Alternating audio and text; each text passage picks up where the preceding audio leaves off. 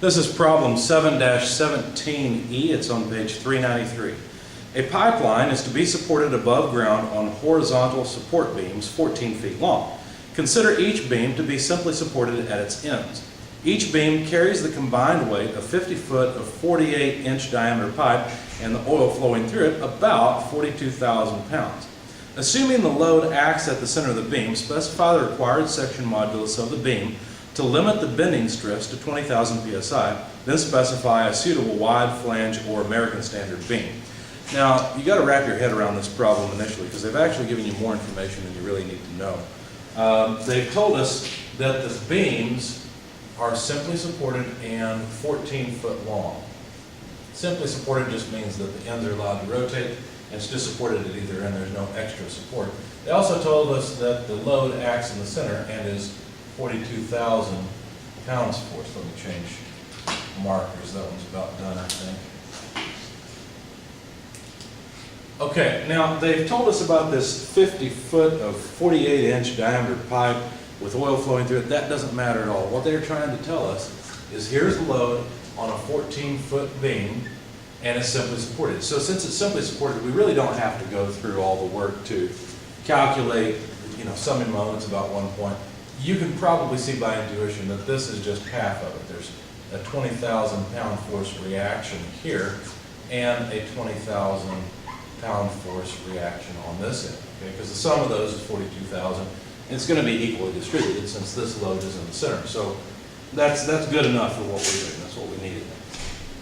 Now, also, hopefully your intuition is strong enough that you realize the highest moment's going to be on the center. Now, I'll go ahead and draw it, but you should get to the point where you could just calculate the moment. For example, I know that the moment is going to simply be 21,000 times 7 feet. That's going to be the moment in the center. How did I do that so quickly?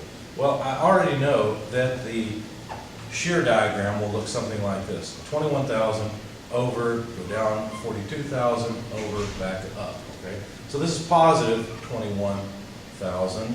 This is negative 21,000. Okay, I can just see that by looking at this problem.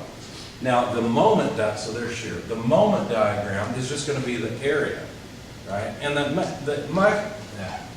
maximum moment is going to end up being in the center. It's going to look something like this. And that moment, the magnitude here is just this area. Well, that's 21,000 times 7 feet, like I said before. So the maximum moment at that center point,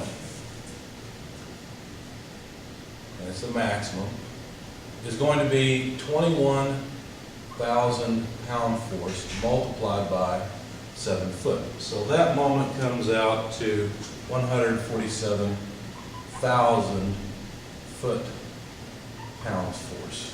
Okay, so there's the moment that's going to tend to cause this beam to break. Now, the way they worded it, they said we're supposed to limit the bending stress, let's call it a design bending stress, to 20,000 psi.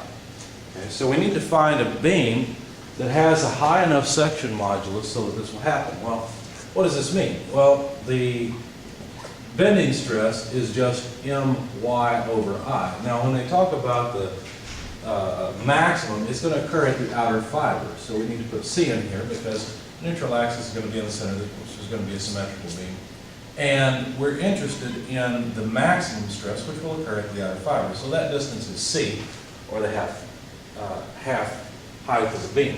Now, one thing to note, they asked us for the section modulus, and these two things put together is called the section modulus. In fact, we can also write this way. And since we don't care about the details of the beam, like how tall it is, or what its area moment of inertia is, it's this ratio we care about. Why is it the ratio we care about? Well, because look, solve for that section modulus, and it is simply the moment divided by the allowable stress, right? We know how much the moment is, we know how much allowable stress we want, so we don't care about the details here, we just want that ratio, S, to come out like this. Okay, that's what we want, whatever that number is. In fact, let's go ahead and compute the number. It's 147,000 foot-pounds force divided by 20,000 psi. Well, we've got a units mismatch. We have feet here and pounds per square inch here. So let's multiply by 12 inches per foot. The feet go away. And now let's see, the pounds force will go away. And our units, let's see, this is per square inch, so our units will be inches cubed. So the required section modulus numerically comes out to 88.2 cubic inches. So now all we have to do is go to the back of the book and look at the standard cross sections and find a cross section that has a section modulus at least that high. So let's see, let me find the, here we go. There's standard shapes, and we're not interested in aluminum. We're interested in either a W shape or an S shape. So American Standard Steel are the S shapes, wide flange beams are the W shapes, and they begin on page 700. So all we're doing is we're looking for an S. Now you'll notice there's two different S's in here. There's SX and SY. Well, understand there's two different axes. There's a YY axis running vertically and an XX axis running horizontally. Nobody in their right mind would put this beam this way to support the load that we're trying to support. Okay, they'd put it this way. So it's bending about this XX axis. That axis is the neutral axis. It's where the centroid is located. So we're interested in the section modulus along the XX axis. Notice the reason we're interested in that and that we would not place the beam in this orientation with the load acting downward. The reason we wouldn't do that is because the section modulus in the Y direction, or about the YY axis, is much lower than the section modulus about the X axis. And we'd like to have a minimum size beam, so we want S to be as large as possible. Anyway, if you go down in this table, you'll see that there's one that's pretty close, 87.9, but that's not acceptable because we need at least 88.2 according to our calculations. And so let's see, the one that I selected in the W shapes is the 1855, which has a section modulus of 98.3 cubic inches. That was the smallest beam I could find that would meet the requirements. If we go over to the S shapes, the standard American steel beams, then the one that I chose was an S18 by 54.7. It had a section modulus of 89 cubic inches, and that one's closer. Just, you buy whichever one's cheapest or works best with whatever you're doing. And so there's our answers.